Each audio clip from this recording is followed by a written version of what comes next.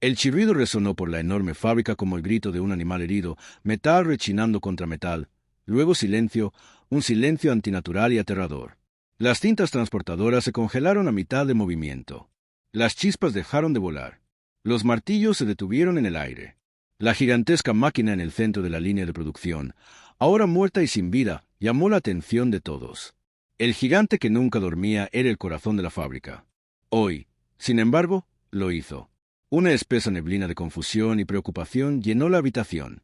Algunos trabajadores extraviaron las herramientas. Otros se miraron con inquietud. Al alcanzar su teléfono, el capataz pronunció un nombre como si fuera una oración o una maldición. Ignacio, el arquitecto, el que siempre tenía respuestas.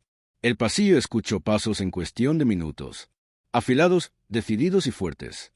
Ignacio entró con un portapapeles en la mano, gafas de sol todavía en su lugar y una camisa blanca recién planchada.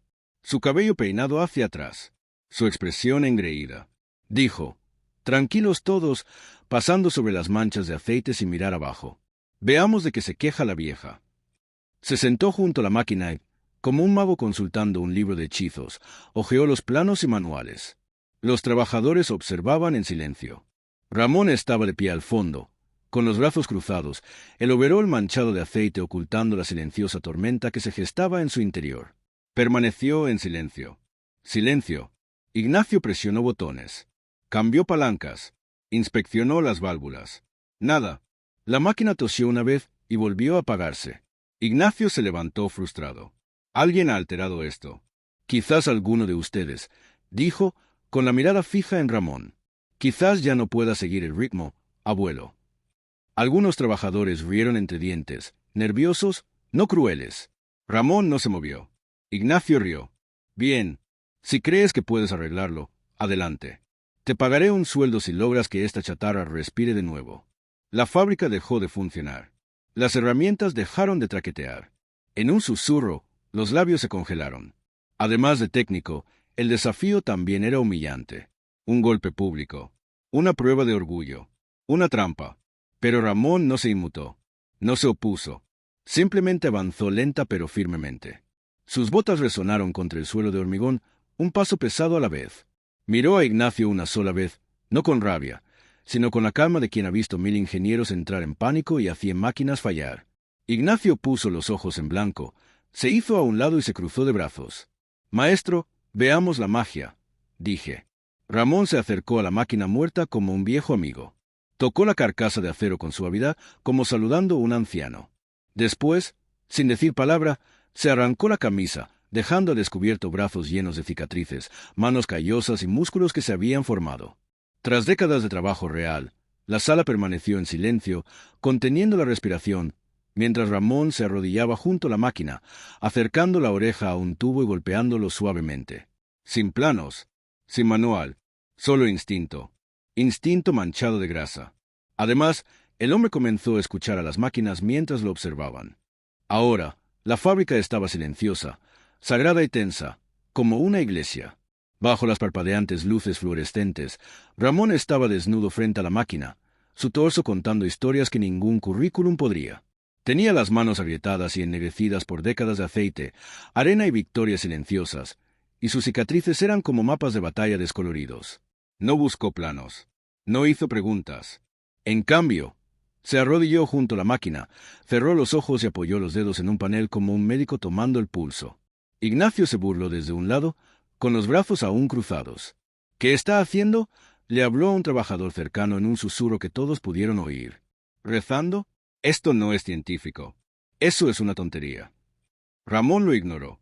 Sus dedos se movían lentamente por la superficie de la máquina, golpeando, presionando, escuchando. Se movía como un hombre descifrando una canción que solo él podía oír. Los trabajadores más jóvenes intercambiaron miradas, algunos confundidos, otros intrigados. ¿Crees que realmente pueda arreglarlo? Algunos susurraron. Ignacio soltó una carcajada. ¿Arreglarlo? Ni siquiera sabe qué causó la falla. El problema está en el circuito hidráulico integrado. Lo empeorará. Pero Ramón no lo adivinaba. Cada movimiento tenía un propósito. Quitó el panel lateral con una llave inglesa tan desgastada que su marca había desaparecido. Usó su cinturón de herramientas vintage, hecho medida pero preciso, en lugar de herramientas delicadas. Ajustó una válvula que no había sido tocada en años metiendo la mano en el oscuro vientre de la máquina. Se emitió un pequeño silbido. Asintió. Para el ojo inexperto, parecía una locura. Sin embargo, la máquina pensó que era música. Una correa suelta. Una bomba obstruida. Un engranaje desalineado. Los ojos de Ramón lo escudriñaban todo como un comandante de campo de batalla detectando una debilidad. El sudor goteaba de su frente, pero no se lo secó. Chispas crepitaban de su soplete mientras fusionaba dos tuberías con la concentración de un cirujano. El aceite le salpicó la cara. Ni siquiera parpadeó. Detrás de él, los trabajadores comenzaron a moverse. Algunos se acercaron. Algunos eran un poco más altos. Uno de ellos susurró: ¿sabes? Mi tío dijo que Ramón solía construir máquinas como esta en aquellos tiempos. Otro respondió: él ha estado aquí más tiempo del que el ingeniero vivido. Un trabajador más joven preguntó en un rincón: ¿por qué no lo ascendieron? Nadie respondió. Mientras Ramón giraba un último perno y alineaba un pistón oxidado con un mazo de goma, la máquina emitió un leve suspiro mecánico. Aún no estaba viva, pero ya no estaba muerta. En ese instante, un destello de memoria cruzó los ojos de Ramón. Un breve recuerdo, un taller polvoriento, manos jóvenes, la risa de niños de fondo, una radio con canciones de amor mientras arreglaba una máquina similar sin manuales, sin título universitario, solo pura brillantez. Eso fue antes de la fábrica, antes de Ignacio, antes de que el mundo olvidara que la habilidad podía vivir sin traje ni salario. Y ahora, en esa enorme sala de luces parpadeantes y mentes inseguras, Ramón se erguía una vez más no como trabajador, sino como artesano. A medida que el sol se ponía afuera, tiñendo las ventanas de naranja, la máquina se erguía casi completa de nuevo. Y Ramón, empapado en sudor y grasa, estaba de pie junto a ella como un soldado junto a un hermano caído, casi listo para despertarla de nuevo. Guardó silencio. Él no sonrió, pero su silencio fue más fuerte que cualquier discurso que Ignacio pudiera dar. El tiempo se arrastraba como un lento péndulo en la fábrica. Las sombras del atardecer se extendían por el suelo manchado de aceite, y sin embargo nadie se había movido. Ni los trabajadores. Ignacio, no. Ramón, no. El espacio, una vez caótico, ahora parecía un teatro, la máquina el escenario y Ramón su silencioso director. Cada giro de enchufe, cada chispa de su soplete de soldar, cada golpe de su mazo contra el acero envejecido sonaba como un ritual. El silencio era sagrado, no hueco. Una especie de reverencia llenaba el aire. Incluso Ignacio, que había olvidado su portapapeles y estaba apoyado contra el panel de control, ya no sonreía con suficiencia. Sus ojos, por primera vez, delataron algo desconocido: incertidumbre. Ramón, aún sin palabras, se secó el sudor de la frente con el dorso de la mano. Sus movimientos permanecieron tranquilos, incluso cuando la fatiga tiró de sus extremidades. La máquina había luchado contra él, se le había resistido, se había negado a despertar, pero ahora respiraba. Lentamente, mecánicamente, estaba preparada. Un último rayo. Ramón la apretó con cuidado, su llave inglesa haciendo clic en su lugar como puntuación al final de una oración. Dio un paso atrás y se irguió, su pecho subiendo y bajando como el propio ritmo de la fábrica, manchado de aceite y sin aliento. Sin palabras, sin florituras. Solo un silencioso asentimiento al interruptor. El trabajador más joven dio un paso adelante vacilante y accionó el disyuntor. Durante medio segundo, no pasó nada. Entonces, golpe sordo. Clic, zumbido.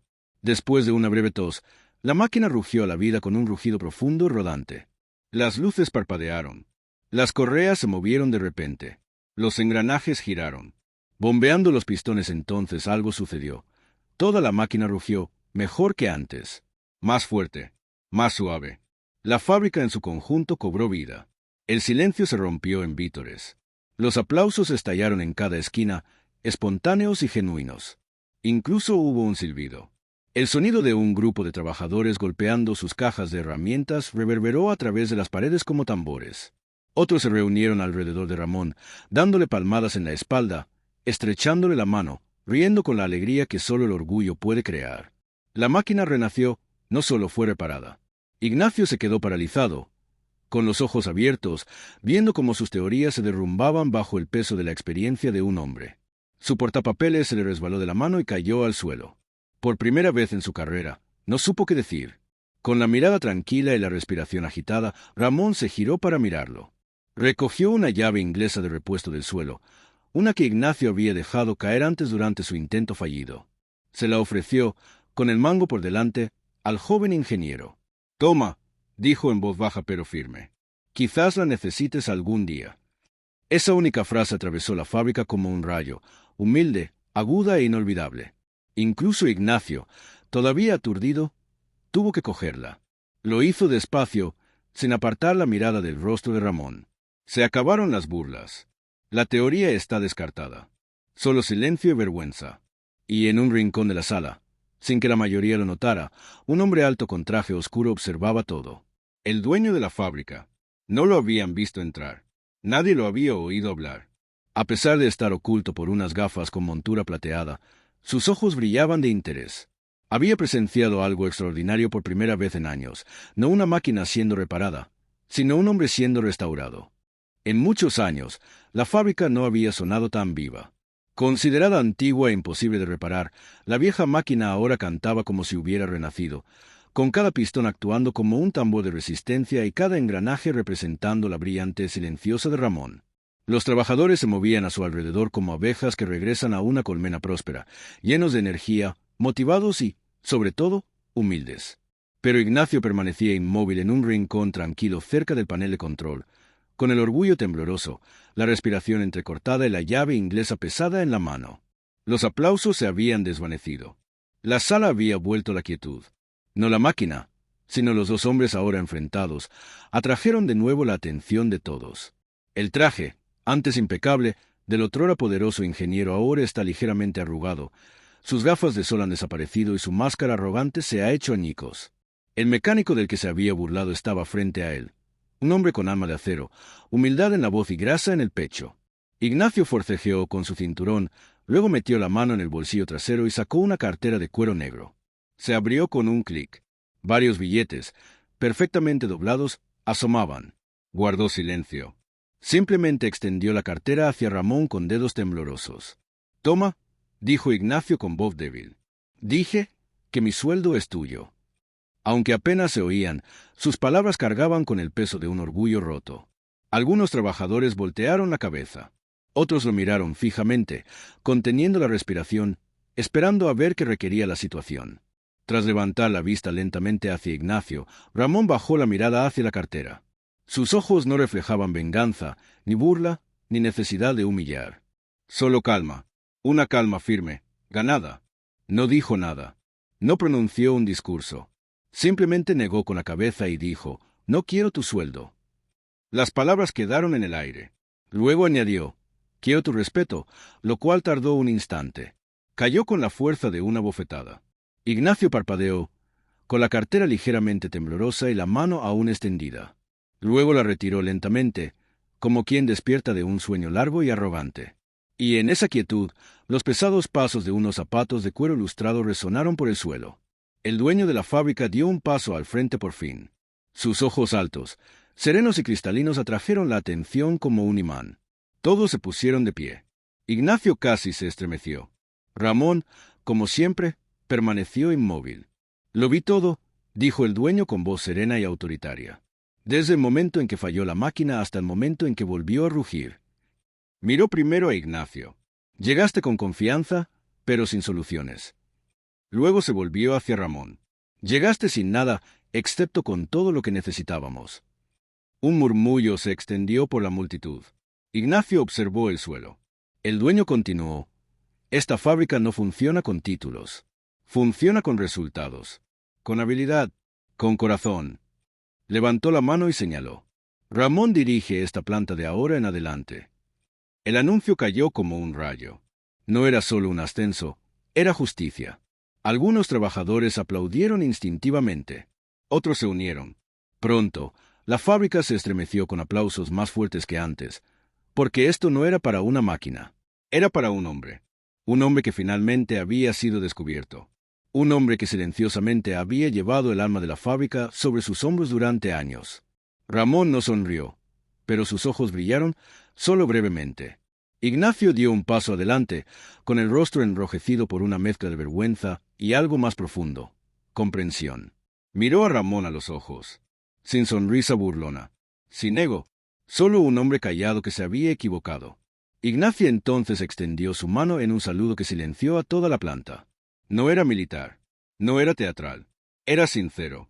Un joven reconociendo a la persona de la que se había burlado por su grandeza.